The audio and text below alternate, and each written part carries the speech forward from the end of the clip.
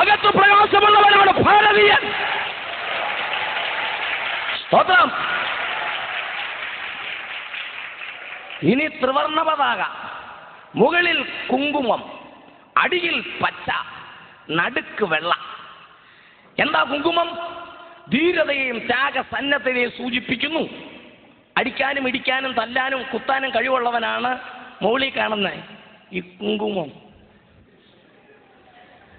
ഈ താഴെ കാണുന്ന പച്ച അതല്ല, അത് സസ്യസമ്പൂർണമായ ഭാരതഭൂമിയുടെ ഐശ്വര്യത്തെ സൂചിപ്പിക്കും. എന്ന് പറഞ്ഞാൽ ഇച്ചിരി കാശും പുത്തനും ഒക്കെ ഉള്ള ആൾക്കാരാ പച്ച. പിടി കിട്ടിയോ? പക്ഷെ നടുക്കത്തെ വെള്ളയുണ്ടല്ലോ, അത് നമ്മളാ. മനസ്സിലായവർക്ക് ആ ദൈവത്തെ സ്തുതിക്കുന്നു. വെള്ള നടുക്ക് വന്നതിനാൽ ദൈവത്തെ വാഴ്ത്തുകയാണ്. ദേശീയ പതാകയുടെ നടുക്ക് വെള്ള കൊണ്ടുവന്ന എന്റെ ദൈവത്തിന് സ്തോത്രം.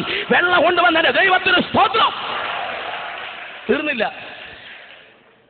ഈ ചക്രം ഉണ്ടല്ലോ, ഈ അധികാരത്തിന്റെ ചിഹ്നം അശോകചക്രം, അത് വെള്ളയില്ല. അത് പച്ചയ്ക്കും കൊടുത്തില്ല, കുങ്കുമത്തിന് ദൈവം കൊടുത്തില്ല, അത് വെള്ളയ്ക്കാണെന്ന് റോറി. ഇനി കേൾക്കണോ?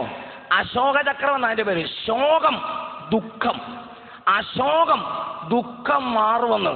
അപ്പോൾ ദുഃഖം മാറണമെങ്കിൽ വെള്ള വരണം. നീ പച്ചയാണേലും വരണം, കുങ്കുമമാണേലും ദുഃഖം മാറണേ, വെള്ള വരണം. ഹല്ലേലൂയ. മനസ്സിലായവർക്കായി ദൈവത്തെ സ്തുതിക്കുകയാണ്. അത് മനസ്സിലായവർക്കായി ഞാൻ ദൈവത്തെ വാഴ്ത്തുകയാണ്.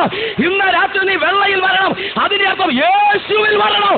യേശുവിൽ വരാതെ നിനക്ക് പ്രകാശം കിട്ടുകയില്ല. Praise the Lord. ആമേൻ.